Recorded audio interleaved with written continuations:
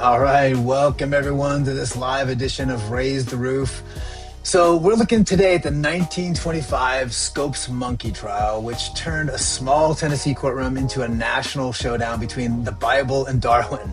At least that's how we see it today. 100 years later, though, that clash of worldviews still shapes our laws, our schools, and our culture, and how it misrepresents Christianity.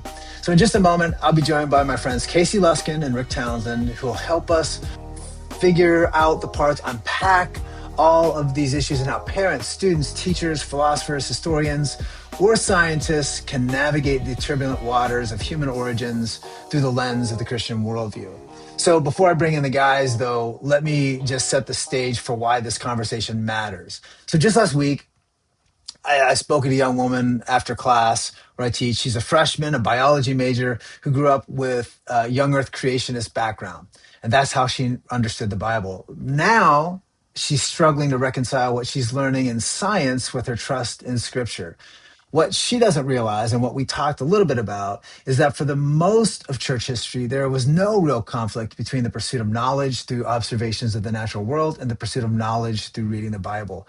Augustine, for example, writing in the 4th century, said that some people read books in order to find God, but the very appearance of God's creation is a great book. He urged believers to, quote, ponder heaven and earth religiously. Centuries later, in the 1000s, Hugh of St. Victor echoed Augustine's call to harmony, writing that the whole sensible world is like a kind book written by the finger of God. Each creature is a figure instituted by divine will to manifest the inevitable things of God's wisdom. So in short, the conviction that God reveals himself both in Scripture and in nature is the very thing that inspired the birth of modern science. Yet today, due in no small part to things like the Scopes trial, many of the freshmen in my Christian worldview course struggle to believe these two books can speak together because they've been taught there is an unbridgeable divide between science and faith, especially when it comes to human origins. And the numbers really bear that out. 80% of U.S. adults believe humans evolved from lower animals, lower hominids over time. And this, of course, shapes the way we're going to read our scripture, or when we push back on that, if special creation, that's going to create some potential conflict. So with that backdrop in mind, let me welcome Casey and Rick into the conversation. I'm so glad you guys are here to help navigate the history and legacy of the Scopes trial. There has been a lot of bad stories about this. There's been a lot of bad podcasts on this 100th anniversary. There's been a lot of bad articles. And you guys bring a little bit of expertise and uniqueness to this topic that I think is a good match, good synergy for what we're going to look at here. So, Casey, let me start with you. I brought you in because you've got a good background in the law. You've also, obviously this being a legal case, that's important, but you've got a good science background. You've dealt with this issue of intelligent design, which has some crossover here in more recent court cases, not in the original Scopes trial, but there's a lot of crossover in how the law deals with these issues. So your expertise in this and unique qualifications are really important. So introduce yourself, what you do, and why this case really matters to you. Why'd you bother to agree to do the show with me? Oh, well, thank you so much, Joe, for having me. It's great to be on with you and Rick. You guys are both longtime friends and people who are very knowledgeable about this subject. Rick, I don't know if I know anybody who knows as much about Scopes as you do, so I appreciate being able to be on with you guys. Yeah, so as you said, I have a PhD in geology from the University of Johannesburg and also earth sciences degrees from UC San Diego, but my original plan in life was actually to become an attorney, and I am an attorney. I have a law degree from the University of San Diego. I've been a California licensed attorney since 2005. In fact, this month is the 20th anniversary of me passing the bar exam, or learning that I passed the bar exam. So it's been 20 years now. Hard to believe it. Time goes by very fast. But what's interesting is that my exclusive area, almost exclusive area of legal practice has been in the teaching of origins in public schools. And I mean, I'm certainly not the world's greatest attorney. Okay. I'm not going to for a moment pretend to be, the most experienced attorney. I don't think I've ever actually filed a brief with a court. That's sort of acknowledges my lack of legal experience in that respect. However, when it comes Casey, in fairness, though, some might argue there's no such thing as a good attorney. So, just to fair enough. So maybe clarify it's that good. point. Maybe it's good to not be a really That's just experienced mean. attorney. But the reality is my exclusive area of practice, and I do have a ton of experience in this, has been advising teachers and educators and legislators on how to teach this issue of evolution, intelligent design, and origins in public schools. And I've been doing that now for about 20 years. Also, lots of experience dealing with academic freedom cases. I have advised many clients and worked on many cases where scientists have been persecuted because of their views on intelligent design. Also, I've published a lot in the technical legal literature. I've written about 7 law review articles in various legal journals, including Journal of Church and State, Montana University Law Review, Hamline University Law Review. I would like to think I wrote kind of the definitive law review on sort of an extensive review of the case law of teaching the topic of origins in public schools. Also co-authored the book Traipsing into Evolution, which is a response to the Dover ruling. In fact, my first assignment at Discovery Institute when I first started there, this was in September of 2005, was to go and watch the Dover trial in person. I sat through about a third of the Dover trial in person. So this has been an issue that I've really cared passionately about as far as the law goes for many years. This year, it being the 100th anniversary of the Scopes trial, did a lot of media related to that. I got interviewed by World Magazine for their podcast, interviewed by NPR when they covered the Scopes trial back in July. And I had op-eds published in the Daily Wire, Salvo Magazine, Science and Culture Today, and even an op-ed in July this year in the New York Post that talked a little bit about the Scopes trial. And I've got a scholarly article under review right now, or actually, I'm sorry, it's in press right now at the journal Theology and Science, titled Scopes in Reverse, Reflections on Academic Freedom and Intelligent Design. So done a lot of stuff on this issue. I don't talk about the legal side that much these days. I'm more focused on the science, but it's a lot of fun to be here with you guys, Joe. Yeah, Casey, that's awesome, man. And I know that background is going to be so helpful. And for folks listening, watching live, I see I put up a little comment there. We got some Keller, Texas. Welcome to the show on our YouTube, LinkedIn, Facebook, all those places we're broadcasting live on X as well. But one of the things, Casey, that's important about this is that I'll link to the NPR, several of those articles you mentioned. A lot of that will be in the show notes for folks after when we listen to the podcast version. So people can get access to those things later on for sure if they want to read more details. So that brings us to you, my friend Rick. Tell us a little bit about your background. Why did you agree to come on today? What's your connection to this history and how it relates to the church today? Well, thanks, Joe. It's really great to be here, and I appreciate you including me with Casey. My professional bio related to this is shorter, but passionate. So I grew up in Nebraska and knew next to nothing about William Jennings Bryan. In fact, my first published article after my PhD a couple of years ago was on why I didn't know anything about William Jennings Bryan, and it's because the Scopes trial, the play and movie Inherit the Wind, so discolored Bryan's reputation that they weren't teaching anything about him when I grew up in his home state. So anyway, my professional career is Air Force fighter pilot and then airline pilot, but I've always been passionate about history and evidence for the Christian faith. And so pursued a PhD in history of ideas, which is the intersection of culture and concepts. So the big ideas and how culture shapes those ideas and vice versa, how the ideas shape the culture. And so I was able to do a dissertation on William Jennings Bryan and his use of rights in his advocacy for various causes through the 30-plus year career that he was involved in national politics. So that's been my entry into this, and I did a lot of research on the Scopes trial from a cultural standpoint more than a legal standpoint. So hopefully between Casey and I, we can kind of broaden that. And speaking of anniversaries, I just had a 50th anniversary of my graduation from the Air Force Academy, but it was also, this year was the 100th anniversary of Scopes. And so I went to a history symposium in Dayton, Tennessee, which, by the way, had only one side presented. There were other commemorative events that had the other side presented. It's interesting that we still, 100 years later, are not talking about both sides in the same context very often.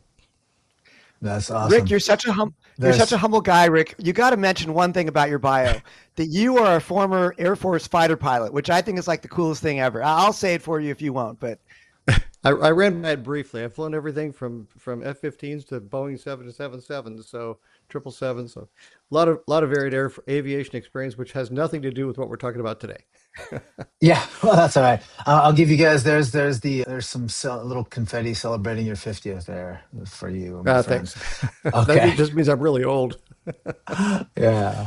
Well, gentlemen, it is really good to have you connect with this on this topic, and especially because there's so many different disciplines, and none of us, even though we can study across disciplines, can be experts in all these things. So I think we'll do some really good work here today to help people understand the importance of this event historically, but where it comes down today. So with that, let's jump into a little historical background, what really happened in Dayton in 1925.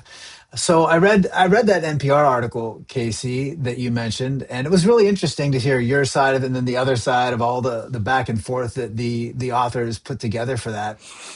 And the authors of that write, although controversial, Darwin's theory, first published in 1859, steadily gained acceptance among scientists, even as it drew growing opposition from religious conservatives. By the 1920s, the rise of religious fundamentalism and biblical literalism among evangelical Protestant groups was reshaping America's religious landscape, setting it on a collision course with modern scientific thought. That shift helped lead to Tennessee's Butler Act, passed in 1925, which banned the teaching of evolution in the state's public schools and universities. So that's what the article frames. And I think even there you see this sort of bias. There's a little bit of there's a lot of biased framing in what is actually at odds there. Is, again, the science versus fundamentalist religious interpretation, which isn't fully correct. Yes, those things did exist, but it was also differences of science, which they're not going to lean into. But the law itself, though, just to focus on that for a second, included the following statement, which seems to reinforce the science versus religious narrative. And this is why I wanted to quote this part of it. Here's what it says, quote, "Be it enacted by the General Assembly of the State of Tennessee that it shall be unlawful for any teacher in any of the universities, normals, and all other public schools of the state which are supported in whole or in part by the public school funds of the state to teach any theory that denies the story of divine creation of man as taught in the Bible, and to teach instead that man has descended from a lower order of animals." So let me add, this article does connect with a lot of a newsreel of the History Channel, which includes original footage from this 1925 trial. And this helps in the framing. So with that article in mind, let me show this clip really quick for folks, and then I'm going to kick it to both of you guys to see what you think about this framing and what we should take from this. So here's the newsreel as well.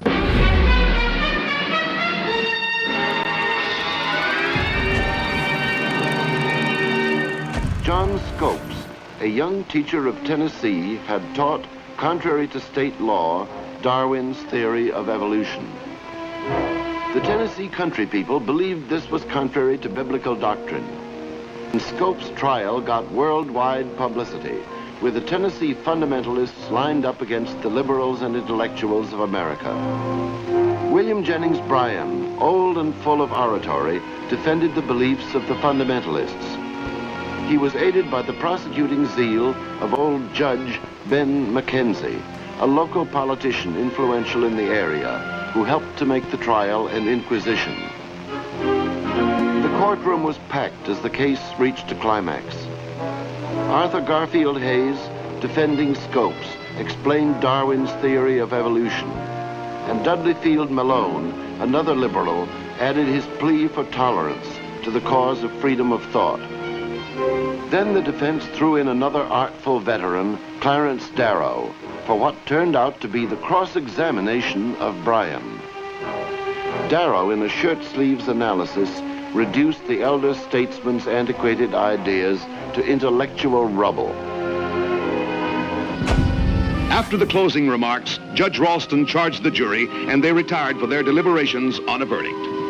On the day of the announced decision, the two opposing sides waited calmly in the courtroom. The jury foreman, Captain Jack Thompson, delivered the verdict of guilty as charged. John Scopes received the decree of his $100 fine without any outward show of bitterness. 2 years later, the decision was to be reversed in the Appellate Court of Appeals. William Jennings Bryan died 5 days after the end of the famous trial. Although victorious in the courtroom, he and the fundamentalist cause had been destroyed. The encounter in Dayton, Tennessee, had solved the basic struggle of thinking and education in the modern-day world.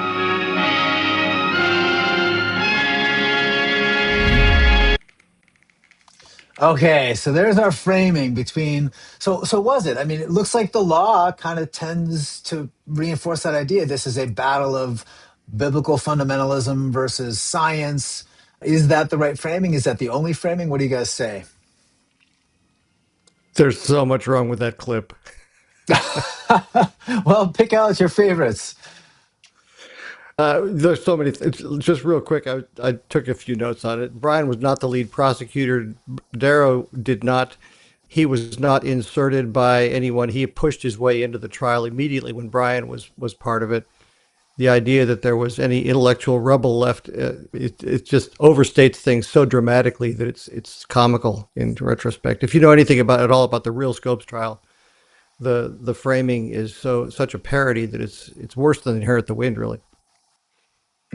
What are some of the details? So, fill in, just give a couple examples of what we might want to see. Because you mentioned that he inserted himself, he wasn't called. What are some of those details that really kind of matter for the way we reinterpret this, that distort our perception of especially the Bible and science? What are some of those key details of the trial that you might want to throw in there?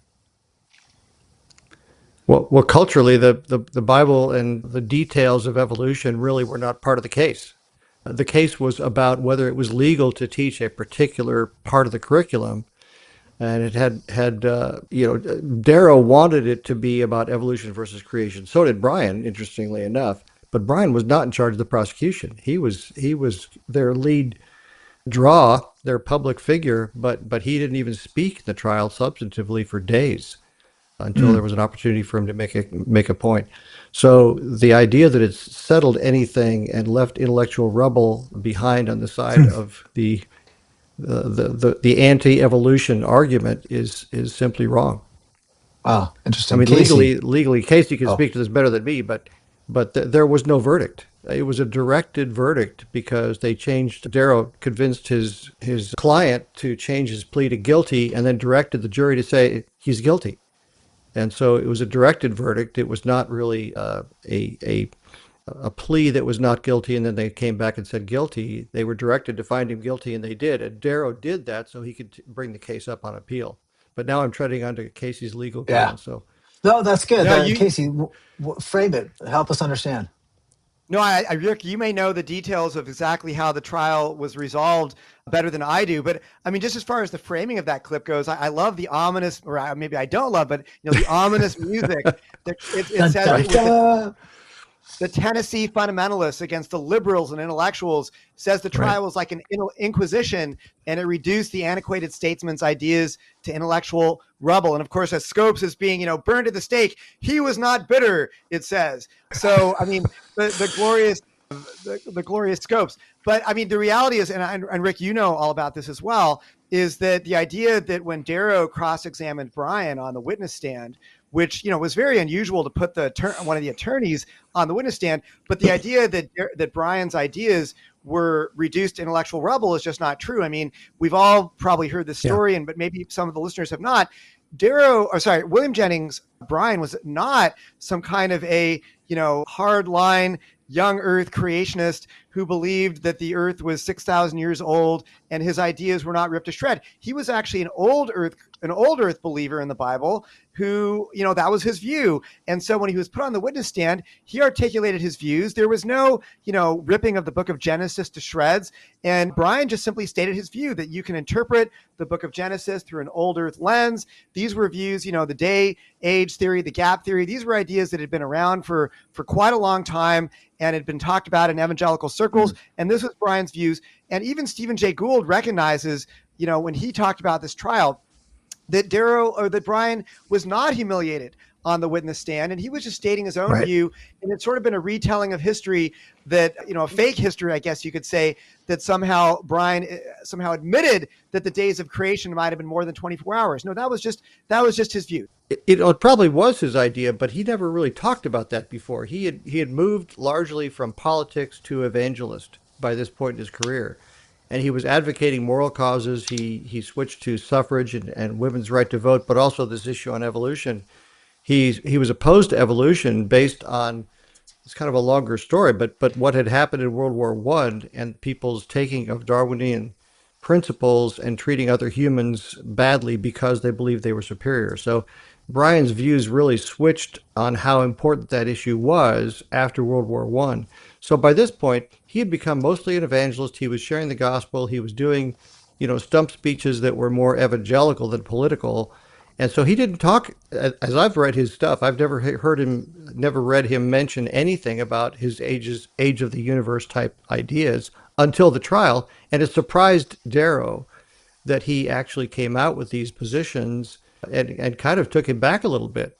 So the idea that these were shocking, I think Brian had probably a fairly shallow theology in some respects because he was focused on the gospel and not on some of these other issues that Darrow wanted to embarrass him with. Okay, so I still want to talk about a little bit of the framing of the trial, the cultural impact, the role the ACLU played a little bit. But since we're on the two principal lawyers, at least the one that gets all the press, uh, I want to look at the sense of their key arguments, the ideas that they wanted to present. Before we do that, I gotta have a little bit of fun thing here. So folks have to know one of the reasons we do this, is a lot of misinformation about this trial. There is a lot of intentionally distorting of some events. And some of it's just the cultural distortion that happens because of popular movies.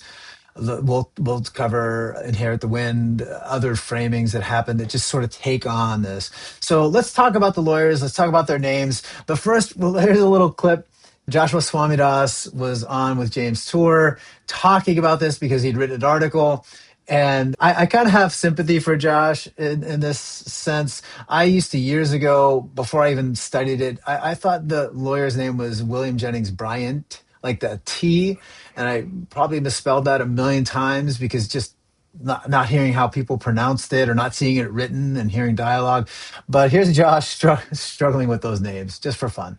Williams Jennings Bryan. Williams Jennings Bryan but unlike Donald Trump, Williams Jennings Bryan was incredibly popular. Williams Jennings Bryan was a majoritarian populist, and recognizing that they're going to be arguing against Williams Jennings Bryan, they invited a guy named Charles Darrow, Charles Darrow ends up being on the side of the defense, and then Williams Jennings Bryan being on the prosecution. In the very last minute, Charles Darrow, are you okay with me trying to call Williams Jennings Bryan to the stand? Okay, so maybe his good friends called him Charles. I don't know, but each of you guys give me the correct pronunciation of each guy's name, and just tell me a little bit again. What was their main argument? What was their main idea? We touched a little bit on some of their background, but just set the stage for each guy a little bit. I don't know who wants to jump in. Casey, you want to start on that, or maybe Rick, this is your wheelhouse. Not sure. I think it's more Rick's wheelhouse. Go ahead, Rick. That's what I was thinking too, because his PhD was on a lot of this stuff. So, William Jennings Bryan was a believing Christian. He strongly believed the biblical principles. But it's interesting. You opened the show, Joe, with this idea that students being drawn away by evolution was a problem, and that was what actually got Bryan first interested in evolution. Was he was receiving letters from constituents who were saying their kids were going off to college and coming back, going away as Christians and coming back as unbelievers based on the scientific content that they were being exposed to. And so that's what started him down that political career path. Clarence Darrow was not a Charles. notorious but extremely gifted attorney. He took on all kinds of controversial cases. Usually took cases where the alleged guilty party was very rich, and so he could get fairly well paid. And then very occasionally he would take a pro bono case where he felt that the client was not going to get a fair trial. So he legitimately did care about people getting a fair trial. Took several cases we won't go into right now, but he did take some cases in that regard. He claimed later that this was the only case he had ever volunteered for, the Scopes trial. The only place he'd ever volunteered his legal services free of charge. So in other cases, he had been asked to defend somebody and did, but he pushed his way into this one and did it free of charge. But he had just defended two thrill killer teenagers, Leopold and Loeb, who had killed another younger teenager to prove how smart they were. And of course, they weren't that smart, got caught quickly. And he used a very novel defense based on Nietzschean philosophy that they didn't understand that they had responsibilities to act in a moral way because of their teaching. So he blamed their teaching, got them off the death penalty. But this was just the year before Scope. So at this point, the country is kind of up in arms against Clarence Darrow for getting these guys off for a brutal murder that they clearly should have deserved maximum penalty for. So that's Clarence Darrow. He's in the national spotlight for defending people who bombed newspaper offices, killed people. You know, he would take the worst of the worst cases and give them the best defense he could. And so he was a materialist, naturalist, would have been considered today a methodological naturalist. And so he was always on the side of Darwin and evolution and pushing that narrative. Yeah, that's really interesting. And that does bring to light the framing of the whole trial itself.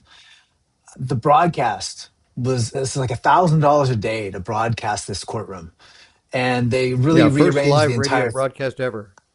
yeah, and they arranged the whole courtroom to accommodate the microphones. So this was a unique an event. And when we'll go back to Swamidas here, because he was on with William Lane Craig, and they were talking about this, and he made this comparison to the O.J. Simpson trial, which again, I think, if we're trying to understand this thing 100 years ago and make a modern analog, to my mind, I'm no expert in, everyone like everyone else saw OJ's trial, but I was no expert in this compared to you guys. But it seems like a fairly decent comparison. Here, let me share that clip, and then I'm going to get your comparison. Does this help? Does it hurt? What's the real historical framing of this? And I guess part of it too is I want to find out, because I read an article this week, one of the news articles that talked about how the entire trial was a setup, that it was really not even a real situation, that the entire thing was set up just for this purpose. And I don't know if that's true or not. That's just a claim I read. So I'm curious to see what you think of the trial, how that frames. So here's the clip. You mentioned the O.J. Simpson trial, and that's a good comparison in some important ways. So the O.J. Simpson trial was in the 90s. That was the first trial that was televised live across the country, and it had a huge cultural impact. Even though the legal questions being addressed weren't really that pressing, it became like a topic of, a shared experience that we all had of just looking at this trial, thinking about it, trying to understand how this impacted how we think about a whole bunch of big cultural issues. The same thing similar was going on with the Scopes trial. In a similar way, it was really the first trial ever that was broadcast live by radio every single step of the way through for the entire week and a half that it happened. Okay. Who was it? Rick, let's start with you a little bit on the framing, because I think that's definitely yours. And then, Casey, I know you have some thoughts on this as well. So let's start with you first, Rick. Yeah, I think it's interesting that he compares, and we frequently have this question of what is the trial of the century, and O.J. Simpson frequently comes up. That was like a celebrity trial. What made that notorious or interesting, I suppose, to the masses was its appeal to this incredibly popular figure, O.J. Simpson, who it seems all the evidence pointed to the fact that he had done a really brutal murder. But as Swamidas correctly says, it had no legal precedent. The difference in the Scopes trial is that 100 years later, we're still talking about the same issues. We may get to this later, but there are Supreme Court cases today addressing who controls education. Is it the parents? Is it the educators? And that battle is still going on. So that the issues that were framed in the trial itself were the basic issues of who controls education, and that's what makes it still noteworthy a century later. Mm-hmm. Casey, what do you think? What's our best framing for this? Yeah, so I mean, point of information there. Of course, we can forgive Swamidas for mispronouncing names. We've all done that before. Who hasn't mispronounced a name? Let that person cast the first stone. But I will probably do it this show. we'll probably do the same thing. But and it's another little, small item. But this OJ trial was not the first trial that was televised across the country, contra what Swamidas says. I looked into this. The 1991 Pamela Smart trial was the first trial that was televised around the United States. And I remember when the OJ trial came out in 1995, because I was just starting my senior year of high school. And the day that the verdict came out, a couple of friends and I already had plans to go to a Dodger game, and we brought a sign to the game that said the juice is loose. And we held the sign up at the Dodger game, and it got taken away from us. So a little memory there. That was in the fall of 1995, and good times there. But I actually disagree with you, Rick, on one thing. We will still be talking about the OJ trial in 100 years. And you know why? Well, true. Because without the OJ trial, we wouldn't have had Robert Shapiro. And without Robert Shapiro, we wouldn't have Kim Kardashian, okay? So it's directly because of the OJ trial that we have Kim Kardashian today. So we will absolutely, what's bigger, the Scopes trial or Kim Kardashian? Come on. Nothing's bigger than Careful Kim where Kardashian. you go with that analogy. I know. Gone really sideways. I know. But let's get back to the Scopes trial, though, okay? That clip that you showed with that news clip with all this framing of science versus religion, the fundamentalists versus liberals and intellectuals, that was really foreshadowing what would be the framing of this debate for the subsequent 100 years, that it is science versus religion. It's the enlightened, cool, chic scientists versus the narrow, bigoted, uninformed, uncool religious fundamentalists. And, Philip Johnson, one of the founders of the ID movement, used to say that when you read news stories, we used to say this at the Discovery Institute, they would just use the Control-Alt-Scopes framing of this issue, where they would just basically over and over again try to frame this as if it's, cool, enlightened, smart scientists versus the bigoted, uninformed, backwater religious fundamentalists. And that is the foreshadowing. That clip you showed is foreshadowing the framing we've seen for the subsequent 100 years. We can talk about the implications of that. And as Rick kind of alluded to also, a big other important part of the Scopes trial, and this is more, I think, getting the substance of what it was actually about, was do local people have the right and the ability to control what their children are learning? And that, I think, was what got, and Rick, you can correct me if this is wrong, but I think that was an issue that William Jennings Bryan was very passionate about, was the right of parents and local people to actually have a say in what their own children are learning in the classroom, rather than it being dictated by the quote unquote liberals and intellectuals from New York like H.L. Mencken. Are they going to decide what kids in Tennessee learn, or are the parents of those children in Tennessee going to have the right? And, look, and I do want to say this too, we need to just get this off the table. What the Tennessee legislature did as far as making it a crime to teach a scientific theory about human evolution, that is absolutely the worst way to approach this topic. Like, I have nothing to say in praise of what the Tennessee legislature did as far as making it a crime. John T. Scopes should never have been put on trial for teaching human evolution. I think that that's a terrible way to deal with this issue. It should never be criminalized to teach a scientific theory. Even if you disagree with that theory, we should be giving teachers academic freedom. And this then gets to the reframing of this issue. We can get into this later, the whole line of cases that happen later. It's no longer about banning evolution. It's about, can you even question evolution? That's where we're at today. Yeah. So one last thing in the framing of this, the ACLU. The ACLU obviously played a part in this. The question is, what part? Here's the framing that, again, we'll go back to Swamidas in this one with his interview with William Lane Craig and see what he has to say. And this trial is about actually something called the Butler Act in Tennessee. It's held in Dayton, which is a small town there. And it's about whether or not evolution can be taught in a public high school. And there's a Tennessee law that Brian had been a part of that tried to outlaw it.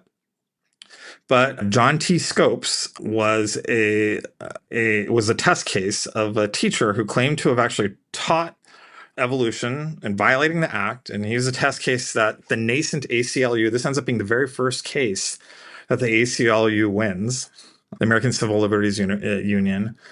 They didn't win it initially, I should say. They won it on appeal, but this ends up becoming their most high-profile first case, really.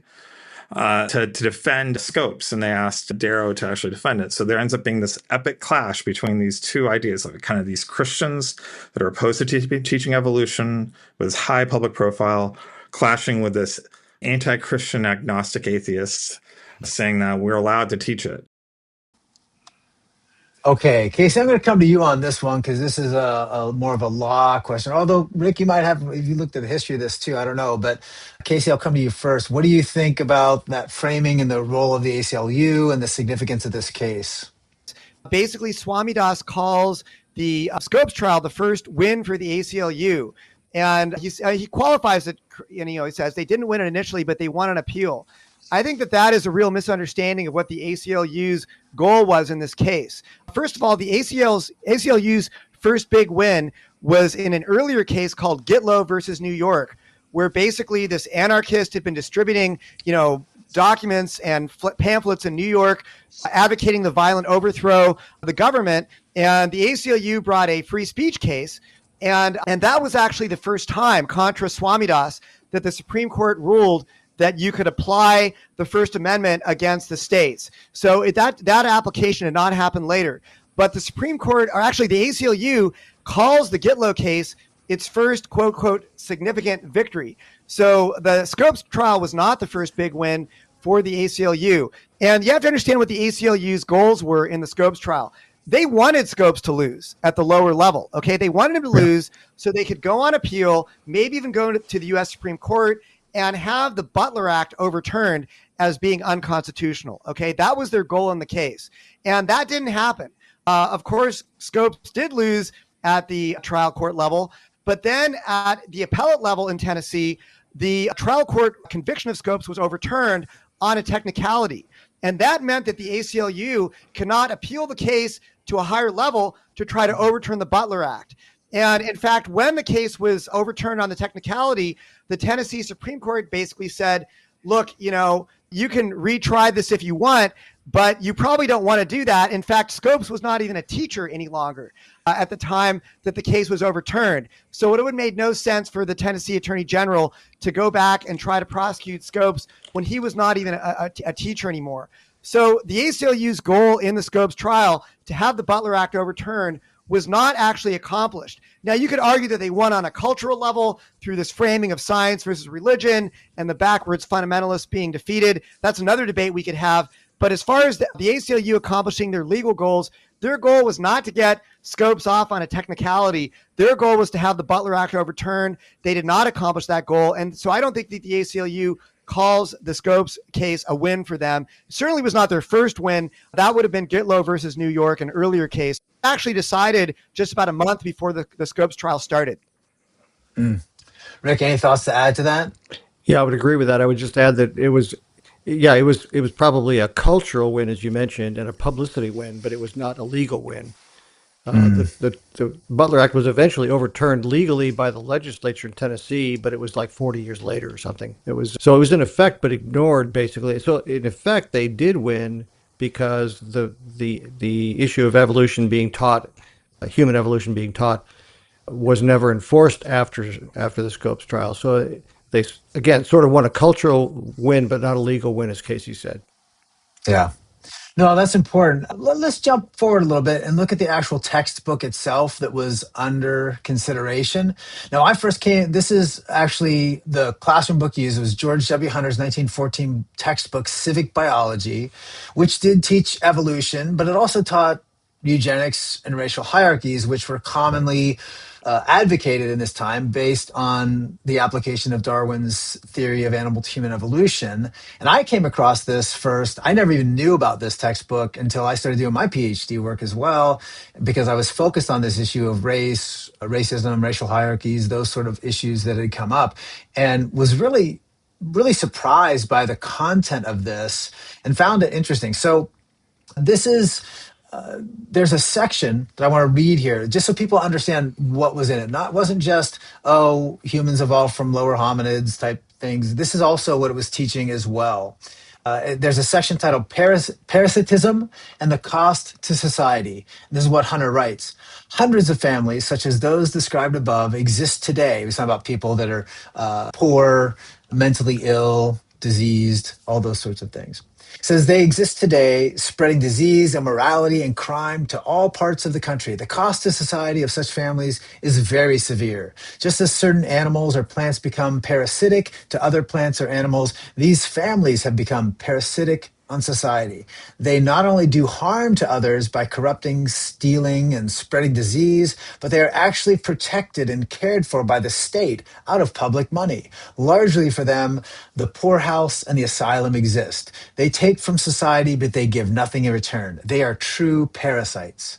Now, Scopes used this textbook to teach his students that the solution to these parasitic people was eugenics, specifically what would be a negative eugenics, or what the Germans would have called racial hygiene. Here's again what the textbook says. If such people were lower animals, we could probably kill them off to prevent them from spreading. Humanity will not allow this, but we do have the remedy, the separating the sexes in asylums and other places, and in various ways preventing intermarriage and the possibility of perpetuating such a low and degenerate race, meaning the race of humanity, not necessarily white, black in this context, but although that was a part of it. But just to clarify that word race in this context, it means the human race.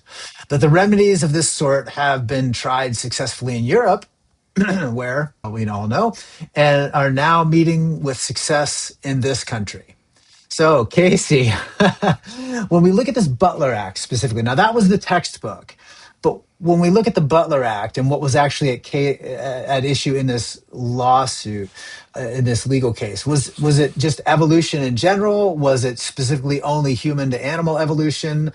Or was the issue of eugenics and human hierarchies or racial hierarchies, was that at all a concern? What was the framing for this? Yeah, so the issue in the Butler Act was basically human evolution, the idea that humans evolved from lower animals and the concern that that contradicted the biblical view of creation. That was the issue in the Butler Act. They weren't actually concerned with evolution generally, and they weren't concerned with eugenics or any of those kinds of ideas. Now, obviously, it's pretty pernicious that when Scopes goes and teaches evolution, actually it's question mark whether he ever did teach evolution, but the textbook that he used, right, it was promoting these just pernicious ideas about, the scum of the poor and racism. And these were ideas that were wrapped up in evolutionary ideology at that day. This textbook, which actually I've got a copy of that textbook in my office in downtown Seattle here at Discovery Institute, and it's there. You can read it. And it's like, oh my gosh, like these were some pretty terrible and horrific ideas that were wrapped up with evolutionary education at that time. No wonder maybe the folks in Butler, Tennessee were concerned about these ideas being taught to their kids. But the idea that they really were concerned about in the Butler Act was human evolution. Rick, what's some context there? I know this crosses over to some of the stuff you wrote about for sure. Hunter's civic biology, it's interesting. I was reviewing it the other day just because I knew we were going to talk about it. It has some pretty good biology, but then it has all of these incredible leaps of illogic into the eugenics justification and so on. And when it's talking about races in that passage you mentioned, it's really talking about the lower versions of humanity that need to be wiped out. And so the justification really is just atrocious. I mean, any public school today that tried to teach this would be completely out of line. It would be, would be slapped down very quickly, just as they should have been then. So the issue was really this textbook and what it was teaching about eugenics and the way that we want to try and manipulate the human population in a way that is totally antithetical to any moral framework that we could imagine today. And it was the same justification that the Nazis were using later, just 15 years later, as they entered into World War II in the mid-30s, 10 years later. So it was the same justification the Nazis used and had used in World War I already. So culturally, it was a real problem. Yeah, and this is worth mentioning, and I don't want to get too sidetracked on the eugenics side because it wasn't a part of this case, so I don't want to go too deeply into that. But I do feel like we have to bring up something about this because the word does come into play. It is a part of even the history of these lawyers, at least how it gets written about, and even Christians. embraced. There used to be contests, sermon writing contests on eugenics. Who could write the best eugenics sermon? Pierre Teilhard de Chardin, a Roman Catholic priest, argued, just like that textbook said, that it is not love, it is not biblical love to give to help the poor or the indigent, because we are allowing them to breed and that corrupts the human race, and we can't evolve to the higher evolutionary state of oneness with God as we're designed to if we allow these people to corrupt us from attaining our full humanhood. So these ideas were pernicious, but it kind of came up again. This is a Swamidass. It show seems like it's about Swamidass, but really isn't. But it was just because Christians care about this issue. This is why these clips come up. But he really had this really interesting claim that he made about Brian being an advocate of eugenics. And I want to share this because I want to at least give people a framework to look further into this, even though we can't dive too deeply into this. So here's the way that it gets framed by Swamidass. And of course, the Nazis kind of took that, and they have their whole eugenic experiment that they're doing. But at the same time, William Jennings Bryan and his wife were arguing for eugenics in the United States. But they meant it in a different way than the Nazis. For them, it was kind of more about how do we actually kind of think about how to be a bit more thoughtful and informed in how we think about, reproduction in our context, not necessarily sterilizing people and everything that was going on. They weren't talking about an Uber race. Yeah, so they weren't doing the Uber race thing. Maybe all I'll say about this, and if you guys want to add a thought, I'll link in the show notes. I've done several shows on this with Richard Weikart, who has his expertise in Hitler's ideology and how Darwin gets applied, Darwinian thought and eugenics gets applied in that context. I've done whole shows on eugenics as well. I bristle a little bit at this idea that, as Swamidass frames it, that Brian was a eugenist, because there were different kinds. And even one of the articles that I'll link to an article, it's republished, it's an academic peer-reviewed article republished by Cambridge University Press that talks about how he associated with people who were connected with the eugenics movement, but they were involved in the temperance movement. They did believe that when people drank alcohol, it had impact on the children that were born. In some sense, and I can't prove this at all, but almost more of a Lamarckian than a Darwinian framing of that, where our actions could impact the next generation. Again, that's just more speculation, something to think about, something maybe people want to explore this. But even at best case, he would have been an advocate of what was called positive eugenics, which is sort of just saying, hey, be cautious about the people you marry because you don't want to pass on disease or sickness. That's far different than the racialized and the deterministic human hierarchies created by social Darwinism and the negative eugenics, where they were forcibly sterilizing people, and they were advocating not helping people and with social programs, and telling churches were evil in this sense for helping the sick and the poor from that framework. That would not have, to my knowledge, have been a part of his. So technically, could he have been a eugenist in the sense that he believed that the way the people we choose to marry has an impact? That seems like a pretty loose connection to me. So I'm just not a fan of that, but I think it's worth exploring. Anything to add from either of you guys on that? I know it's a little bit of a side note, but I do think it's worth, because of the thorniness of that eugenic concept. I would just say that I've been reading about Brian for a couple of years pretty intensively.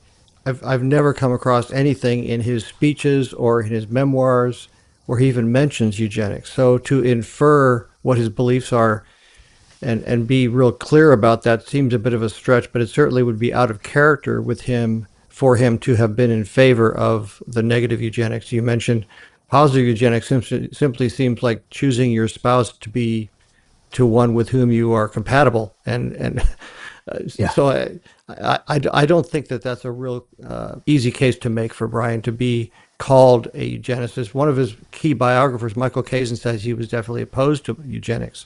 Yeah, it seems like a little bit of superficial reading of the history without the necessary understanding what the concepts really were. That's at least my initial take. But again, I'll link to some stuff in the show notes and people can kind of read on that if they like. Let's move on to the movie though, really quickly here. And because there's the textbook, now we get the cultural framing. And this is the piece where we want to move forward with. We have the understanding of the case, we have the issues that were at stake.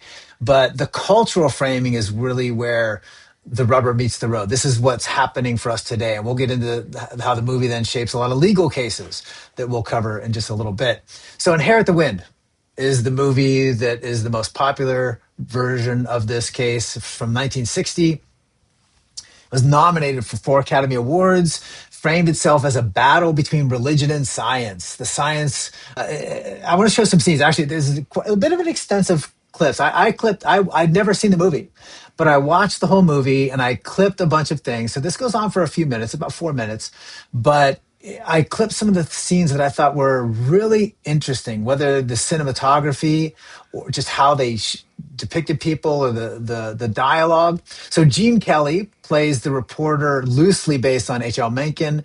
He's eating an apple in one scene. It sets the stage at the beginning when he comes into it. He's eating the apple and he's talking about this case of religion and the Bible. Of course, Garden of Eden, right? He's in a turn of cinematographic elements, he's the devil coming into the garden, so to speak. It's really brilliant in that sense.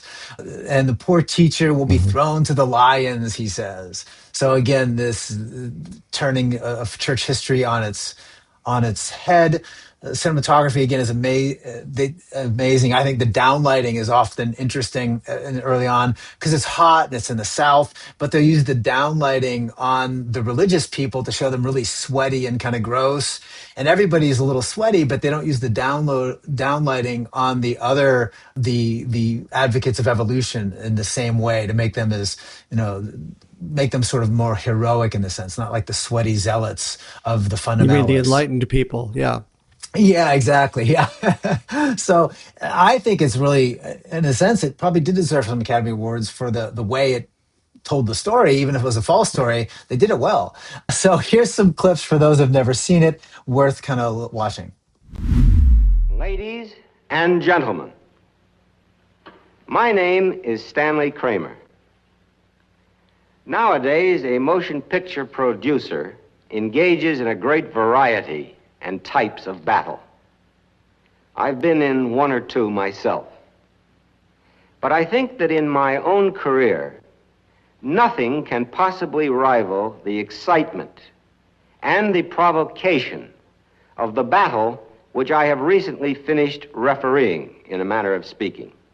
I refer to the battle and the clash in a motion picture film known as Inherit the Wind.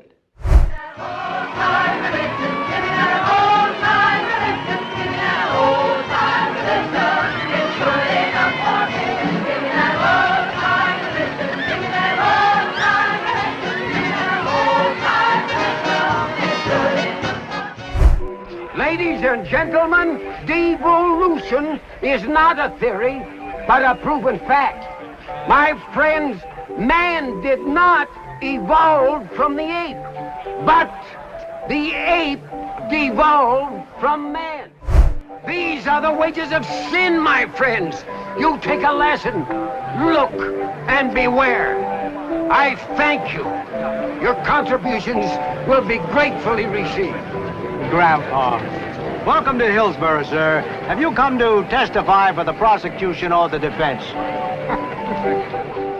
Colonel Drummond, can't you understand that if you take a law like evolution and you make it a crime to teach it in the public schools, tomorrow you can make it a crime to teach it in the private schools, and tomorrow you may make it a crime to read about it, and soon you may ban books and newspapers.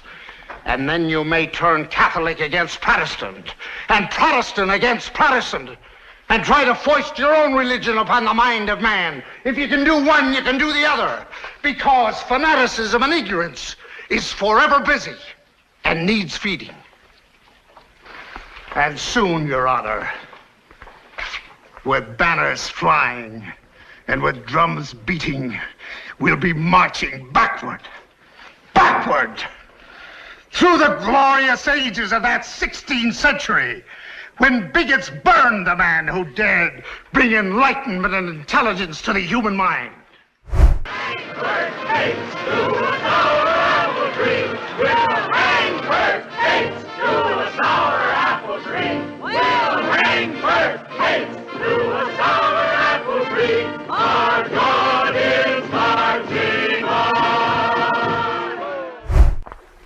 His book. That was Proverbs, wasn't it? He that troubleth his own house shall inherit the wind, and the fool shall be servant to the wise and hot.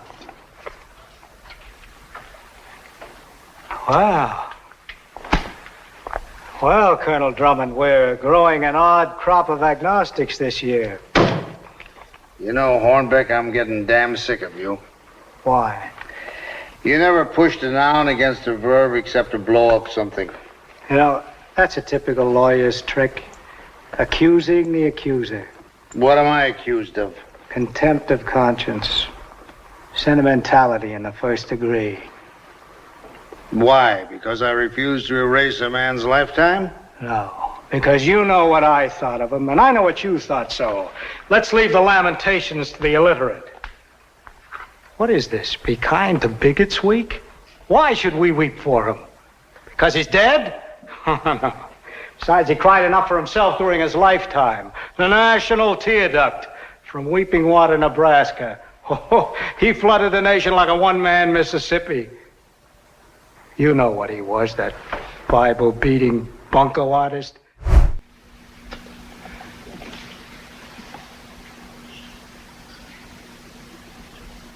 Mine eyes succeed the glory of the coming of the Lord. He is trampling out the vintage where the grapes of wrath were stored. He has loosed the fateful lightning of his terrible swift sword. His truth is marching on.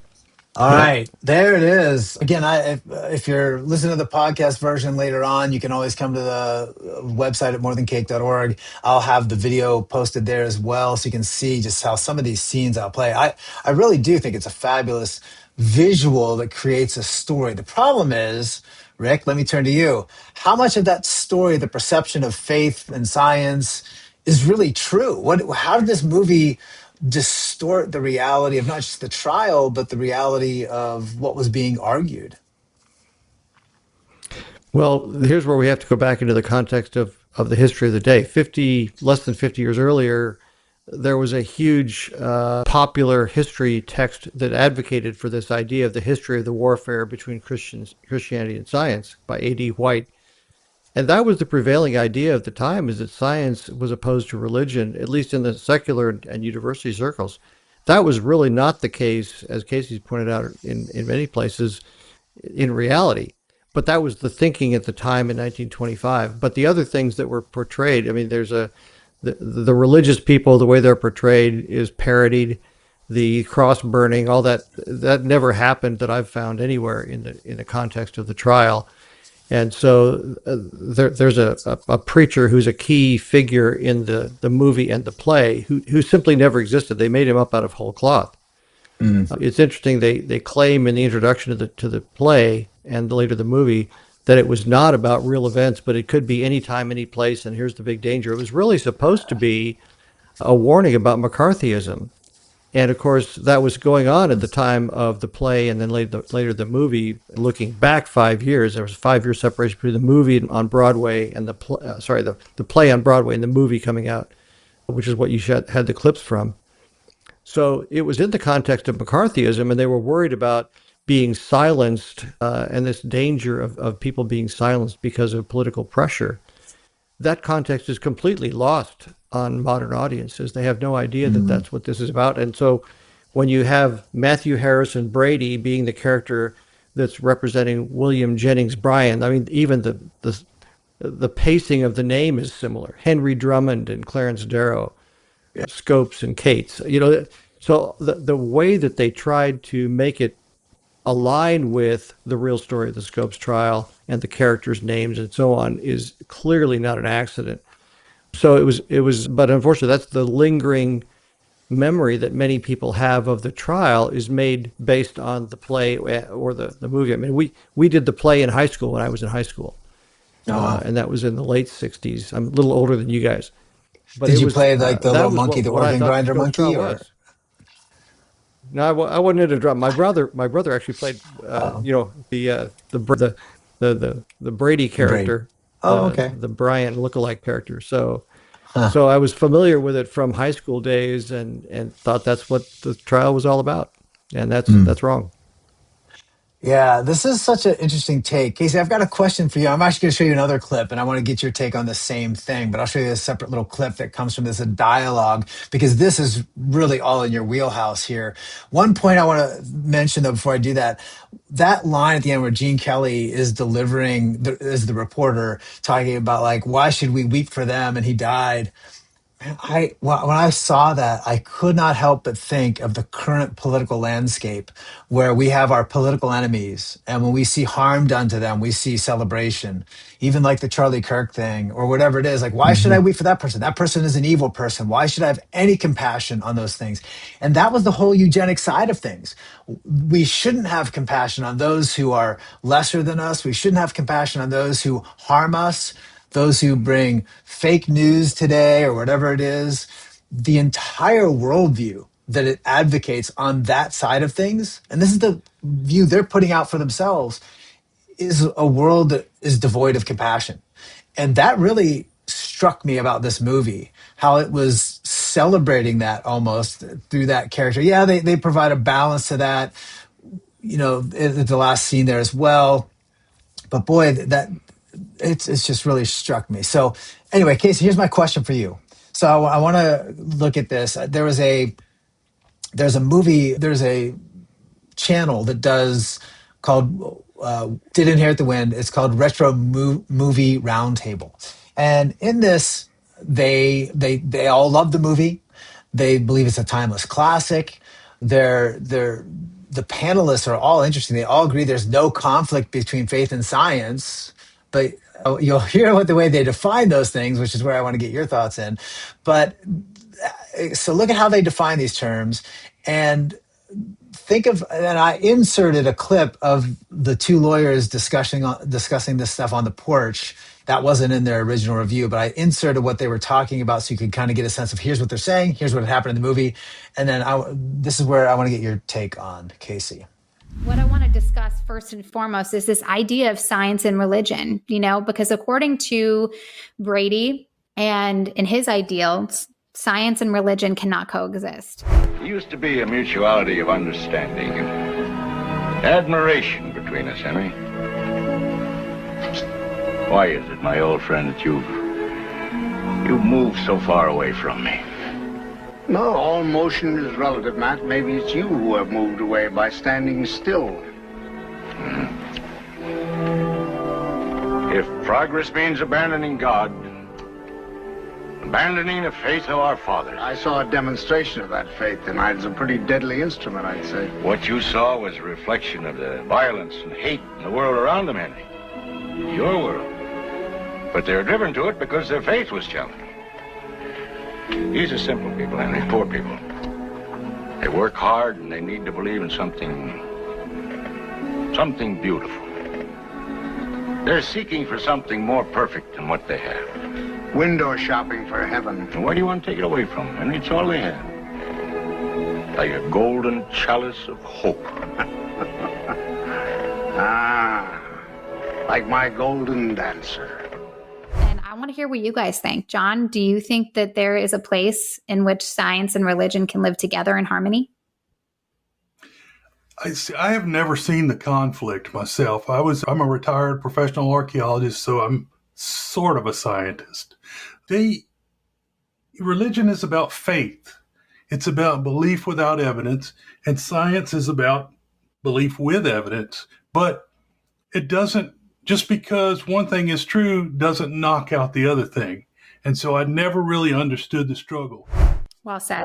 Yeah, there's nothing in particular saying that a miracle can't be explained by observation later. I really put a lot of respect on what you said about faith being belief without evidence. It's because we cannot prove it that it is faith at all. So, Casey, wow, as a almost scientist, for folks, the guy said he's the same degree history as Casey, so I'm picking on him a little bit. So, what do you think? How does that frame the science and faith debate in your view? Yeah, I mean, this is like the classic sort of non-overlapping magisteria view that people take today to try to resolve the science versus religion debate. They will put religion in the realm of, feelings and subjectivity, no evidence. These are simple people. They work hard and need something beautiful to believe in. They don't actually have any evidence. And then science is at the realm of evidence and objectivity and truth, actually, what we can actually see and verify with our eyes. And so if that's your way of resolving the conflict, quote unquote, between science and religion, basically what it means is that religion says nothing of any substance, and it just bows before anything that science ever said. And so, obviously, I don't think that the Brian character Brady here is saying that science and religion can't coexist, contrary to the way this was set up. Really what I think that the true Brian would say that, science properly understood doesn't conflict with religion. And you have to look at the evidence. And that's certainly what I think many folks in the intelligent design camp would say today. It's not a situation where science and religion are in hermetically sealed boxes that never overlap. They do overlap. How can you possibly say that science and religion never speak to the same subjects? Okay, that's just, look at what they say. They do. They talk about the origin of humanity. They talk about, where things came from, how old things are in some cases, blah, blah, blah.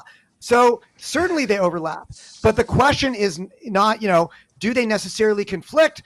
I would say that what we actually see when you look at the scientific evidence is that you find all this evidence in nature for an intelligent designer, for a creator being responsible behind life in the universe. So we find incredible amounts of agreement between science and religion when you look at the evidence objectively, and you don't take this false view where you're trying to basically protect religion by claiming that, science and religion never overlap. They never speak to the same subject. And I don't think that convinces very many people, by the way. So what you're seeing in that little clip that you showed, and I had a little difficulty hearing it, is I think this very simplistic, naive way of resolving the debate that really doesn't work for the vast majority of people out there. Yeah. I love the story he tells in that about his golden dancer, that this thing, this object he sees in the window, he just wanted forever. And he saved and he worked and he scraped to get this thing, and he buys it, and then it broke the first day. And that was the comparison to the story of creation, to the Bible. That's what he's saying. You're trying to give them their golden dancer, the thing that looks so shiny and beautiful until it faces reality, and then it's meaningless. And when these people on this movie review say, well, I don't see any conflict between science and faith. Faith is just that stuff that you see out there. It looks beautiful, but you can't really test it. I mean, there's no test for it. It's not falsifiable because it's not connected to what's real. Science is what's real. So of course there's no conflict. I just thought that again is how it shaped the culture. Again, and as you point out, Rick, too, that had been around since Draper White in the 1800s, and the whole conflict motif. So that's really interesting how that shapes out. Now, Casey, since we're on you, let's shift with that movie in mind. How does this shape the legal landscape? That's what I really want us to take a look at now, because we're going to lead on you now for a little bit here. Rick, you can always jump in, but I know this is Casey's wheelhouse, so I imagine he's got more to say than either of us. You got it, Casey. I do have to defend Casey, though. His degree, his PhD, is not in archaeology. The half science that the guy was talking. He's a geologist, so that's a real scientist. Oh, that's true. Yes, yeah. He's not a half scientist. He's a real scientist. So, although some people say geology go on the legal stuff, Casey. I mean, I'm not here to bash archaeologists. I think that they're plenty scientists. I have no problem with archaeologists. But we can talk about the legal landscape in terms of how the actual Scopes trial set up the legal landscape, and also in terms of how this film, Inherit the Wind, has affected the legal landscape. And since that clip was Inherit the Wind, let's do that first. Yeah, do the first one on the movie. Yeah. So, I mean, the late Supreme Court Justice Scalia called the Inherit the Wind movie, quote, promoting the beloved secular legend of the monkey trial. And the former UC Berkeley law professor, Philip Johnson, who is sort of the godfather of the ID movement, he called it the Inherit the Wind stereotype. What are we talking about here? We're talking about this stereotype that you see in all these clips that's not very subtle. I mean, it's pretty much like blaring in your face that religious people, you think? And Darwin skeptics in particular are ignorant, backwards, bigoted, and dangerous, frankly, to the plurality and freedom that we have in America. Okay. Like literally challenging Darwin is a threat to freedom and intellectual freedom and free speech and the ability to actually do science. And they are not just, dangerous to freedom, but they're not cool people. Like they're dumb, they're stupid, they're simple, they're backwards. They're nobody that you want to be friends with. Okay. So, and in fact, this has been recognized by even some critics of intelligent design. Eugenie Scott, who's the famous, former executive director of the National Center for Science Education, even she says that in Inherit the Wind, quote, anti-evolutionists and fundamentalists in general were portrayed as foolish, unthinking religious zealots. And of course, in contrast, the evolutionists are cast as the enlightened, winsome, progressive, freedom-loving science and educators. So what this movie did is it's been shown in countless high school and college classrooms all around the United States. And so what students receive from this movie is basically stereotypes about Darwin skeptics and evolutionists, where Darwin skeptics are these dangerous, bad people, and evolutionists are these wonderful, good people. And so you have these stereotypes being promoted through this film. So if we talk about, how does bigotry and how does prejudice lead to problems in society? Okay, I learned about, basically racial discrimination when I was in college. We studied this at UC San Diego, and it starts with stereotypes. Stereotypes then lead to prejudice against individuals belonging to certain groups. And over time, that prejudice begins to lead to outright discrimination, which is often manifested as actions that are taken to marginalize those individuals belonging to those disfavored groups. This is how prejudice, discrimination, and stereotypes work across the board, whether you're talking about, prejudice against women or racial minorities or other groups. Okay. So today we have like this huge number of ID-friendly scientists and Darwin skeptics that have been persecuted in the academy. And you want to ask the question, where did that persecution come from? How did it start? Well, it started with stereotypes, which led to prejudice, which led to outright acts of discrimination. And if you want to, look for sort of what is the super spreader of stereotypes and prejudice against Darwin skeptics, you're looking at it right there. It's the film Inherit the Wind that's been shown in countless high school and college classrooms around the country, promoting these false stereotypes that Darwin skeptics are these dangerous people that need to be suppressed. Okay. We're actually praising, and that earlier clip you showed, the idea that these are bad people who need to be knocked down in society. Okay. So it's not hard to figure out why there's so much persecution of pro-ID scientists in the academy, why there's so much prejudice. It comes from the Inherit the Wind stereotype that's been promulgated throughout society and is widely believed. Okay. So that's one important, I think, after effect of the Scopes trial right there. It has led to a huge amount of prejudice and stereotypes against Darwin skeptics in the academy. But what about the actual Scopes trial? Well, the ACLU's goal in the Scopes trial was to actually overturn the Butler Act and then establish a legal landscape where the teaching of evolution was solidified and secured. And they actually did ultimately accomplish that in 1968 in the case Epperson versus Arkansas. The U.S. Supreme Court overturned this act in the state of Arkansas that had made it basically illegal to teach evolution. And essentially what the court did is not only in that case did they say that it is legal to teach evolution, that was a good thing. I mean, I don't think, again, we should be banning scientific theories. And so that needed to happen. But what the court did in the Epperson versus Arkansas case is they effectively made it illegal to not teach evolution, where if you don't teach evolution, you are going to be viewed with extreme suspicion as having been animated by a religious motive.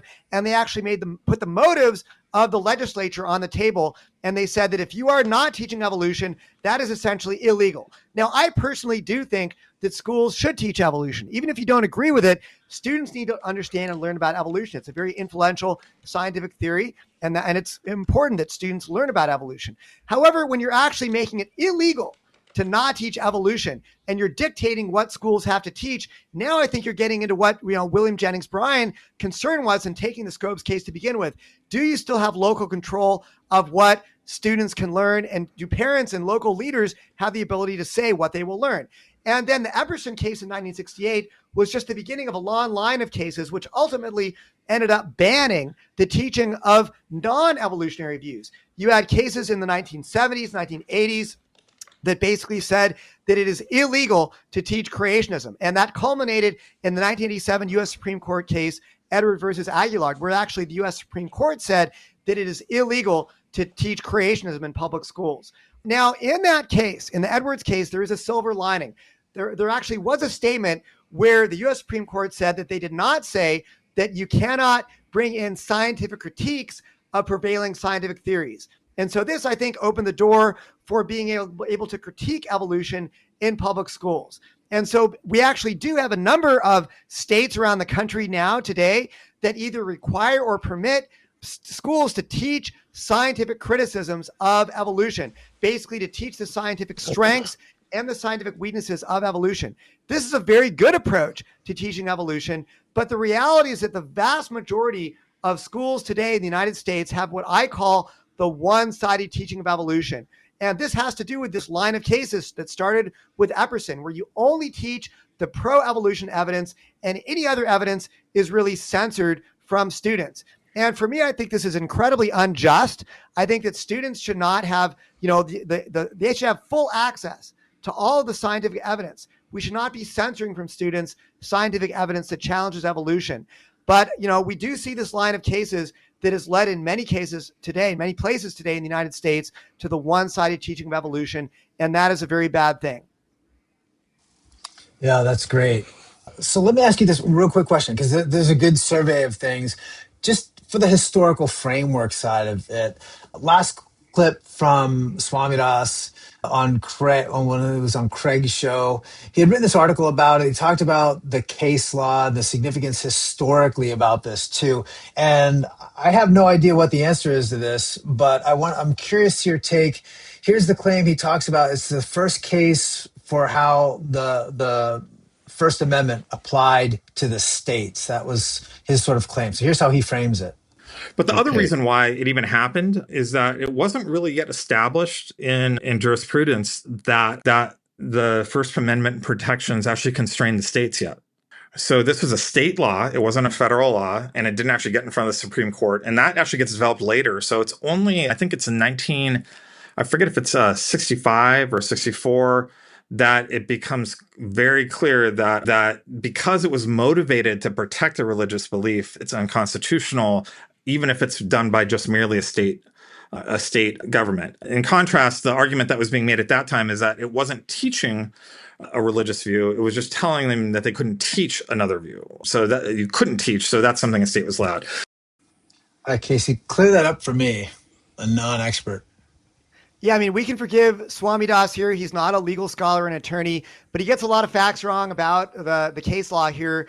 So first of all, the first case to actually apply the First Amendment to the states. Think of the First Amendment when it was written in the Constitution is only applied to Congress and the federal government, okay? But after the 14th, 15th Amendments, you start to have that are passed in the 1800s, you start to have this line of cases that explicitly applies the First Amendment and some of the other amendments to the Constitution to the states. And so the first time that happened, that the First Amendment was applied to the states, was actually in that case we mentioned earlier, Gitlow versus New York, which was decided by the U.S. Supreme Court in June of 1925, about a month before the Scopes trial. So it's not the case that the First Amendment was not applied to the states at the time of the Scopes trial. It already had been about a month before that. It's also not the case that the First Amendment was not applied to the Scopes to the states until the 1960s. Okay, he says 1964 or 1968 or something like that. Here, I think he's thinking about the Epperson versus Arkansas case, which is a case that did overturn the Butler Act and similar acts like that. But that was not a case that was like the first precedent to apply the First Amendment to the states. In fact, if you want to talk about the Establishment Clause, prohibiting the establishment of religion by the government, that was actually applied to the states in 1947 in the case Everson versus Board of Education. So, although his legal history here is muddled, he's not wrong to say that Scopes was ultimately overruled because of the U.S. Supreme Court ruling in the Epperson case in 1968. but he's getting some details wrong about when the First Amendment was applied to the states and those sorts of details. Okay. Yeah, that's super helpful. Just to get the scope of the Scopes case, just get the full context historically and clarify those details, because they do matter, especially in something that we've seen as so culturally, legally, and socially divisive. And that leads us to our next session. I just want to get some policy and some takeaways, some advice from both of you on areas, especially when we're articulating a Christian view in the classroom, when we're dealing with this in education. What is some advice? First, let's stick with advice for teachers. So if we have advice for teachers, how should they approach this if they're a Christian in the classroom? I'll give you just a real quick story. For example, I was in California, in San Diego. I had a teacher of one of my sons at a middle school it was in a science class. He was actually showing a clip of Richard Dawkins that was mocking Christian views in the clip. Now, he didn't show the exact clip where the mockery took place. He showed the clip before it, but I went to the principal. I said, look, you can't do this. You can have people that talk about the science religion difference and that we need to teach this. You can find lots of great spokesmen and women for this. But why would you pick an anti-Christian guy that's going to point students to say this is the right view? And the principal, who was not a Christian, definitely not that line of view. I won't say why, but definitely was not. I knew he was not. But he's like, you're right. So we had a meeting with this teacher, and this teacher, who actually was a Christian, didn't even understand who Dawkins was. But these ideas get so built into the culture, he didn't even know what he was advocating for. He just thought this is the way everybody should teach this. So I had the non-Christian principal actually saying, don't show a video like this, to the Christian teacher who was showing this video because he didn't understand the issues that were at stake. So all this to say, this is a pretty important issue. So teachers, I'll start with you, Casey, and then Rick, I'll let you come in after that. So what's the couple ideas of advice for teachers when they deal with these issues of intelligent design, creation, evolution in a science context, let's say? Yeah, so it's a very complicated issue, and I definitely can't fault a teacher if they're not fully versed in the law. I've written a couple law review articles that actually try to give teachers advice on how to teach this issue. For me personally, Joe, I actually went to public schools from kindergarten through my master's degree. My high school was a very large public inner city high school in Long Beach, California. Snoop Dogg actually went to my high school. We had 4,400 students, a huge public school. I mean, it was larger than many, small towns. And I remember learning about evolution and actually watching a video when we were learning evolution that was explicitly, speaking against the Christian view. Okay. And so that certainly would be pushing the envelope of what you can or cannot say legally. So when I talk to teachers, and I've talked to numerous teachers and school board members and legislators over the year about how to approach this issue in public schools, here's what we tell them. It is legal to teach scientific criticisms of evolution. Now, you've got to keep the conversation on a scientific level. And so what we say is you should teach the scientific evidence for and against evolution. Evolution is a very influential theory. Students do need to learn about the evidence for evolution, especially when they go out to college. It's going to be part of their curriculum. They need to understand this, but they also need to understand that there are real scientific challenges to evolution, challenges that are grounded in the peer-reviewed scientific literature, challenging the ability of natural selection and random mutation to produce complex features, challenging the tree of life, challenging the idea that there are transitional forms in the fossil record. You can find all of these scientific problems with evolution being raised in the mainstream peer-reviewed scientific literature. So if mainstream scientists are allowed to talk about this, why can't public school teachers? And so we say that public school teachers, as long as they have the academic freedom to do this, they should teach the evidence for and against evolution. Now, we also say don't bring in religious views, okay? So don't bring in creationism. That has been found to be a religious view by the U.S. Supreme Court. That's going to get you into legal trouble. Don't bring in the Bible, the book of Genesis. Science classroom is where you should be teaching science. But the big question we get asked is, what about intelligent design? Now, at Discovery Institute, as you know, we are the biggest supporters of intelligent design as a scientific theory. Most of my time these days, Joe, is not spent talking to teachers. I'm also the research director. I remember I have a PhD in science. I'm also the research director at Discovery Institute. And I can tell you that we have a very vibrant and active scientific research program that is publishing many peer-reviewed papers finding scientific evidence for intelligent design. And so our priority with intelligent design is to see it grow and develop as a science. And this has been our view for many years. So what we have found is that when public schools bring ID into the curriculum, that tends to cause all kinds of political controversies, legal controversies that end up fanning those flames of intolerance that we talked about earlier that leads to persecution of pro-ID scientists in the academy, okay? So in the wake of the Dover trial, that was a 2005 case where a school district in Dover, Pennsylvania actually did require a very short statement to be read about intelligent design in the classroom. Now, what that school district did in Dover, Pennsylvania, we at Discovery Institute actually encouraged them to not adopt a policy that required intelligent design to be brought into the curriculum. Because we said, if you do this, this is going to lead to all kinds of legal controversy and lead to ultimately, more persecution of pro-ID scientists. And that was the advice that Discovery Institute gave to the Dover School Board. Unfortunately, they did not listen to Discovery Institute's advice. I was not working Discovery Institute yet at that time. I didn't join Discovery Institute until September of 2005, right as the Dover case went to trial, because the Dover School District got sued by the ACLU. And ultimately, the judge found that intelligent design was a religious view and not legal to teach in public schools. Now, I strongly disagree with that ruling. In fact, the 20th anniversary of the Dover ruling is coming up in December of 2025. Maybe we can talk about that in a couple months if you want, Joe. So we could spend a whole, podcast talking about all the errors that the judge made in that ruling, where he found that ID is creationism and religion and not legal to teach in public schools. But the bottom line is that case in the Dover ruling, for your question right now, what should teachers teach? That case was not appealed. It was only decided at the lowest level of the federal courts, at the district court level. So I would basically consider the teaching of intelligent design to be an unsettled legal question in the United States. There has never been an appellate court or much less a Supreme Court ruling on the teaching of intelligent design. It's really an unsettled legal question. But just because it's not, settled does not mean that we in the ID community think that it is smart for public schools to teach ID. And we would say that public schools should not bring ID into the curriculum because, again, it's going to lead to lawsuits. It's going to lead to all kinds of persecution of pro-ID scientists. This is what I was going to say earlier.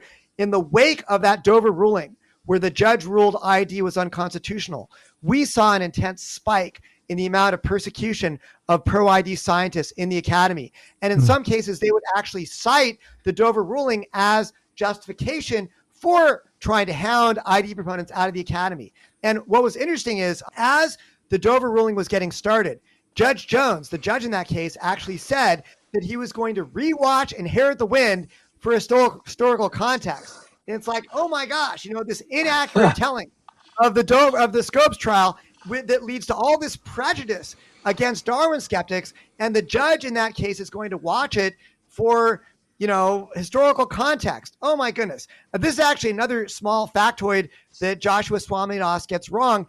In his interview with Jim Tour, he says that it was one of the defense attorneys defending the school district who said he was going to go and reread the Scopes trial. No, it was the judge in the case who said he was going to rewatch Inherit the Wind as he prepared for the case. And oh my gosh, I mean, even leading legal scholars have said that the Inherit the Wind telling of the Scopes trial is inaccurate. I actually took a course from Edward Larson during law school, who wrote the book Summer for the Gods, the Pulitzer Prize winning book, where the main argument in that book, one of the main arguments, is that Inherit the Wind is an inaccurate retelling of the Scopes trial. So I want our listeners to know it's not just us ID people who are saying that the Inherit the Wind movie is very inaccurate. Anyway, back to the point. What should teachers teach? They should teach the evidence for and against evolution without getting into religious views like creationism, and also not bringing in scientific alternatives like intelligent design. Because if you do that, you're going to cause all kinds of legal controversy. And our priority in the ID movement is to see ID grow and develop as a science, not to turn it into a legal hot potato. We've never thought that this debate is going to be settled by courts. It shouldn't be settled by courts. It should be settled not by politics or legal issues, but by the science. And that's why at Discovery Institute, we are focusing so much on pouring, funds and money into supporting ID research and seeing ID published peer-reviewed papers showing the scientific evidence for intelligent design. So that is the advice that I give to teachers. Sometimes I will say, Joe, that I've actually done more to keep ID out of public schools than the NCSE and then Eugenie Scott, okay? Because, but I'm not doing it because I think ID is a bad idea. I'm doing it because I want to protect ID, not turn it into a political hot potato and let it grow and develop as a science. Because we saw what happened at the Dover case. We saw an intense spike, again, of persecution in the wake of a school district that brought ID into the curriculum and then, all this legal controversy that ensued. Now, all that being said, let's have a little reality check. What did the Dover School District do? All they did was adopt a short 4-paragraph statement that was to be read before one, class in biology, which said that there is this alternative to evolution called intelligent design. Here's what it is, and you can learn more about it with a book in the library if you want to learn more. That's all they did. And that massively triggered the ACLU so that they brought a lawsuit to ban intelligent design from public schools. This is why Justice Scalia said— I mean, they were banning books? What? The left? Yeah, where they're banning. It's shocking. No longer is it. This is why Justice Scalia said that we now live in an era of scopes in reverse, okay? No longer is it the religious fundamentalists who are trying to ban ideas from public schools. It is literally the evolution lobby, the mainstream evolution proponents. They're the ones trying to get non-evolutionary views banned from public schools. They did it successfully with creationism, and they have tried to do it with intelligent design. They did successfully do that in the Dover case, but they are actually the ones today who are trying to ban non-evolutionary views and views that they disagree with from public schools, whereas it is the Darwin skeptics. We are the ones who are advocating for academic freedom. In fact, one of the main— I'll stop here in just a moment, but one of the main approaches that we promote at Discovery Institute when somebody comes to us and wants to know how to address this is we will say, try to pass an academic freedom law that it doesn't require teachers to do anything different in the classroom. But what it does is it protects their jobs if they want to bring in legitimate scientific critiques of ideas like evolution or the origin of life. They can do that without having to worry about getting fired. So you're protecting the academic freedom of teachers to teach good, objective science in the science classroom.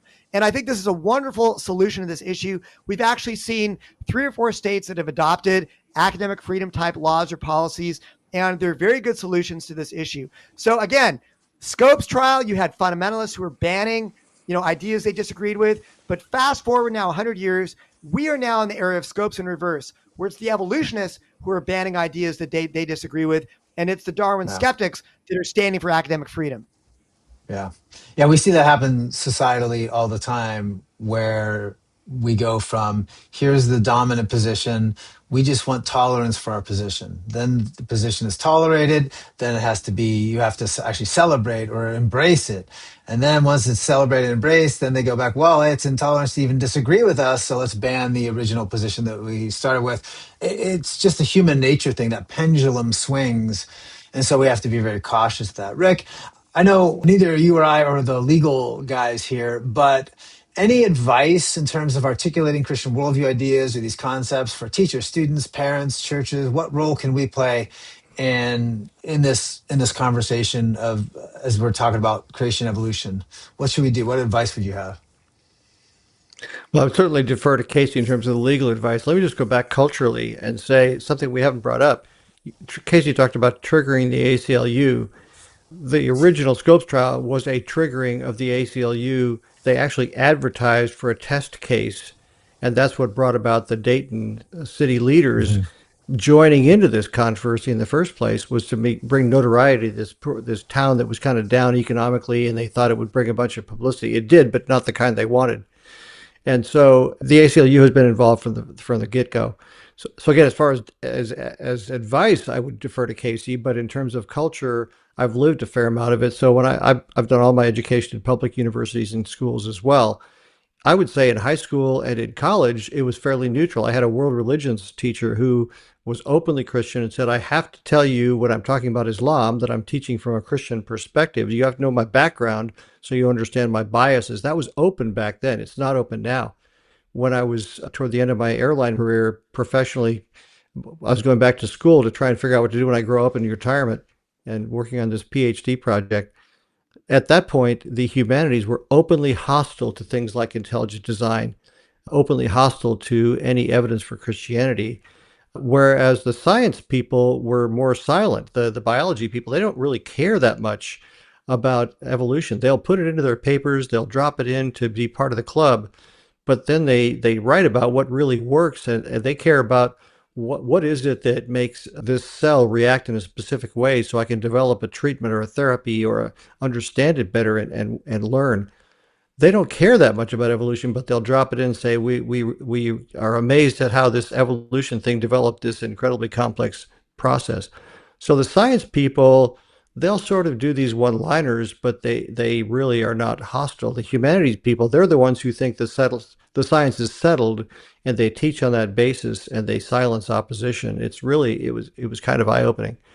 When we were teaching in the private school setting, I think our students, I was teaching earth science to junior high kids for a while, and I think our students knew more about evolution than the public school students, because we did teach what the theory was, and we thought they needed to understand that, but we taught strengths and weaknesses. So I think there's great academic, intellectual value in doing that, so that students do understand it, as Casey so well pointed out.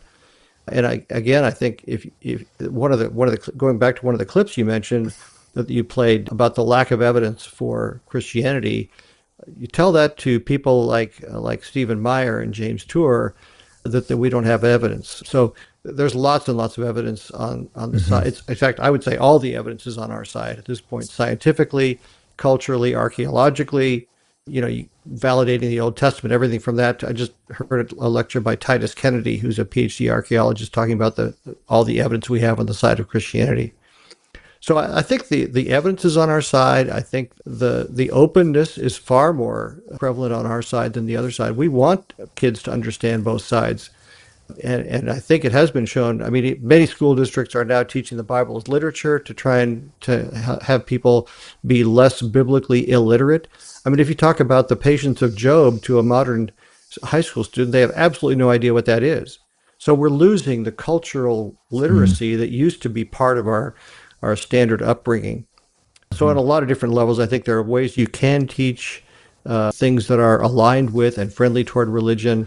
And again, I appreciate Casey's depth of knowledge on the legal precedents.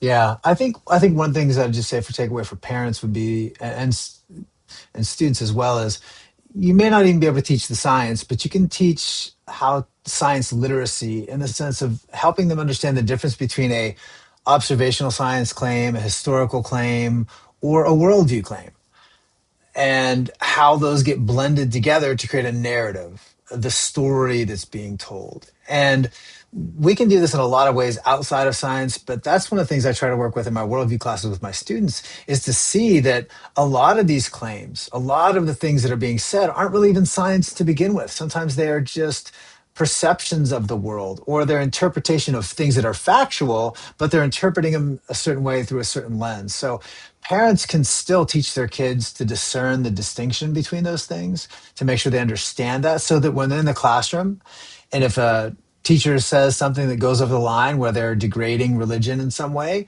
they have rights, that they don't have to sit there and take that. They can go to the principal, they can go to authorities that are above them and say, hey, look, this teacher can teach evolution all they want, but they can't say, just like I can't bring in Genesis as an authority, they can't then ridicule that in the middle of a science class, because that is also teaching a religious worldview perspective, even though it's an anti-religious worldview perspective.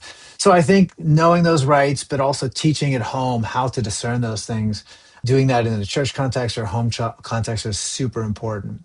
All right, well, hey, our time's getting up here. I think we covered a lot of territory, but I just want to come to each of you just for one last maybe takeaway, big idea, big thought. It can be from something we didn't get to cover, you thought we'd hope we'd cover, something you think people could do moving forward, an idea to focus on, or a resource that you think would be great. Whatever it is, just your final takeaway on this. So I appreciate your time. But Casey, I'll start with you. Yeah, I just want our listeners to be encouraged. I mean, it's very easy to get discouraged sometimes. We live in this era of scopes and reversed where non-evolutionary views are being suppressed. That is true. But again, what matters most here is what is true. Okay. And if you look at the scientific evidence for intelligent design, it is just going gangbusters. I mean, we've seen in my lifetime, we've seen the idea of junk DNA that was one of these strong arguments used against intelligent design. It's basically gone belly up. We've seen this incredible complexity of the cell, where the more we learn about the cell, the more we're realizing it's full of new layers of information, control, architecture. The cell functions like a computer or maybe even like a large language model. I mean, the complexity of the cell, the deeper we look, the more complex it gets. I love the way Jim Tour frames it, that the more every year our solution to the origin of life gets further and further away because we're learning more and more about the complexity and the information-rich content of the cell. And then you talk about, just trends in science. We've seen in the last 15 or 20 years the growth of this movement called the third way evolution camp. These are basically mainstream evolutionary scientists who reject neo-Darwinism. And in many cases, they are using the same kind of arguments that were raised by proponents of intelligent design. The idea that the tree of life is falling apart, or the idea that there are these complex features that you can't build up one little mutational step at a time. We are seeing intelligent design arguments vindicated left and right in the scientific community. And meanwhile, what they said we could never do, that ID would never become a full-fledged research program. We're seeing that. That's happening. The ID has a very active research community, publishing peer-reviewed scientific papers. We're now over 300 peer-reviewed pro-intelligent design scientific papers that have been published. So it's a very exciting time to see where the evidence is leading and to see how intelligent design has been so successful in making good scientific predictions. So, at the end of the day, when you're hearing people on the internet discussing this topic, whoever it may be, Swami Das, the key question you need to ask is this person asking what is true? And are they displaying courage in pursuing the truth? And I think right now we are in a moment where people need to stand up and have courage and stand up and seek the truth and realizing that the truth is on our side. And that is the encouragement I would give to folks as a takeaway from this podcast today. All right. All good stuff. Rick, what about you, brother? Well, I'm a bit of a loss because most of the really, really good information I've been inspired by recently has been the Discovery Institute stuff, and Casey's already covered much of that.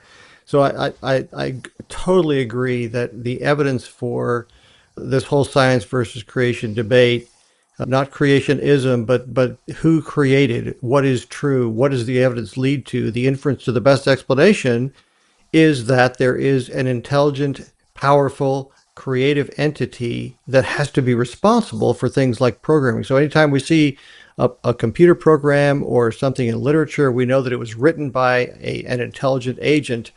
The inference to the best explanation is that this intelligent agent is so powerful and creative, and we see that in what has been made, much as we read in Paul's narrative in Romans 1. And so the evidence is on our side. I'm encouraged that the new atheists of the early 2000s, 2005 to 2010, they were really active. They've really kind of gone silent.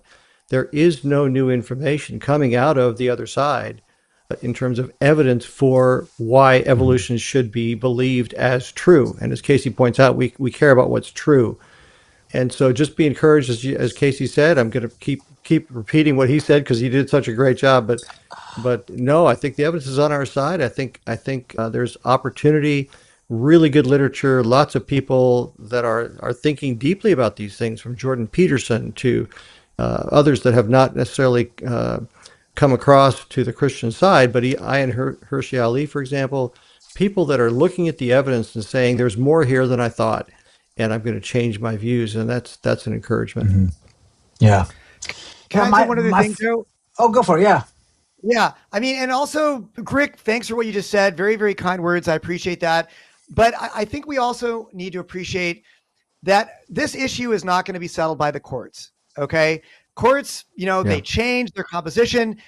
Rulings come and go. Maybe someday we'll have a Supreme Court ruling that says that intelligent design is, in fact, constitutional to teach. I have no idea. But at the end of the day, what we've always said is this issue is going to be decided by the science. So I love talking about the legal history. It's very important. It's very practical. But we need to also keep in mind, what is the right role to use the law and policy side of this debate? For me, it's never about strong-arming people or forcing people to believe something. What it's about is giving people access to the evidence so they can make up their own minds. That's what gets me up in the morning. You know, when I was a student, both in high school and college, the vast majority of my classes taught only the pro-evolution view, and they censored the evidence. What I believe, you know, the role of the court should be expanding, and the role of our policy positions that we promote should be to expand student access to the evidence so they can make up their own minds. Because at the end of the day, only the evidence is going to decide this issue. And that's why in the ID camp, if you look at the policies that we promote, they are universally dedicated to expanding student access to evidence. And if you look at the policies that the evolution lobby promotes, they are almost universally committed to decreasing the amount of evidence that students have access to. Why is that? That's a question you need to ask. Why is it that the Darwin skeptics today are always trying to expand the amount of evidence students can learn about, and the evolution proponents are trying to retract that? I mean, heck, even Joshua Swamidass, we can go back to him one more time. He had an op-ed in the Wall Street Journal a couple years ago where he basically was arguing against academic freedom for young Earth creationist institutions. Now, I'm not a young Earth creationist, but I certainly think that they should have academic freedom to be able to promote their views. He said that they should be, you know, tracked. And if they have deviations from the national norms in a science curriculum, they should be reported. Okay. So, you know, he's basically standing against academic freedom of people to pursue what they think is true if it disagrees with his evolutionary view. And of course, Joshua has every right to have his evolutionary view. I would not ever want to take that academic freedom away from him. But why is it that it's the Darwin skeptics that always are standing for academic freedom today? And it's the evolution proponents who are trying to restrict academic freedom. I find that very interesting. Usually when people are confident that the evidence is on their side, they're not afraid to have a debate. They're not afraid to have people learn about views they disagree with. And I can tell you that the Darwin skeptics, we certainly are very comfortable having people learn about views we disagree with and having a debate and a conversation here. So again, the law should not be used to force people to do things they don't want to do, but it should be used to expand academic freedom. And that's the way I think the Discovery Institute, I'm very proud of our track record on this issue, promoting academic freedom in the classroom. Yeah, that's all good. Well, my thought would be this, to add to all that, it's excellent, is that as somebody whose focus has been, in my PhD, was on biblical ethics, that science definitely needs a moral compass. And there's a role to be played, not like in the role, like, and they talked about the movie where science is the facts and religion is just your false feelings based on nothing. But science needs a moral compass because it doesn't tell us what is right or wrong, it just tells us what it is. So even if science can tell us there's a biological quality to alcoholism or something like that, doesn't mean that person's life is worth less, except unless you have a worldview that says that person's life is worth less. And William Jennings Bryan, in his closing speech that was never actually delivered, has this great quote that I think is worth closing on for here. He says, "Science is a magnificent force, but it is not a teacher of morals. It can perfect machinery, but it adds no moral restraints to protect society from the misuse of the machine. It can also build gigantic intellectual ships, gigantic intellectual ships, but it constructs no moral rudders for the control of the storm-tossed human vessel. It not only fails to supply the spiritual elements needed, but some of its unproven hypotheses rob the ship of a compass and thus endangers its cargo," which means humanity in that case. "If civilization is to be saved from the wreckage threatened by intelligence not consecrated by love, it must be saved by the moral code of the meek and lowly Nazarene. His teachings alone can solve the problems that vex heart and perplex the world. A bloody, brutal doctrine, evolution, demands, as the rabble did 1900 years ago, that he be crucified. That cannot be the answer, the jury representing a Christian state and a sworn to uphold the laws of Tennessee." So that, I think, is a fabulous idea of needing that moral rudder, not just to guide science, but society and the minds that do it. Well, appreciate it, gentlemen. Thank you so much for your time. I knew this was going to be a marathon as we started to put this together. And so thank you for hanging in there. I appreciate you very much. Thanks also to everyone for joining us on this live edition of the show. I want to encourage my brothers and sisters to go out and till the soil of culture so that you can raise the roof on the belief that the Bible is anti-science.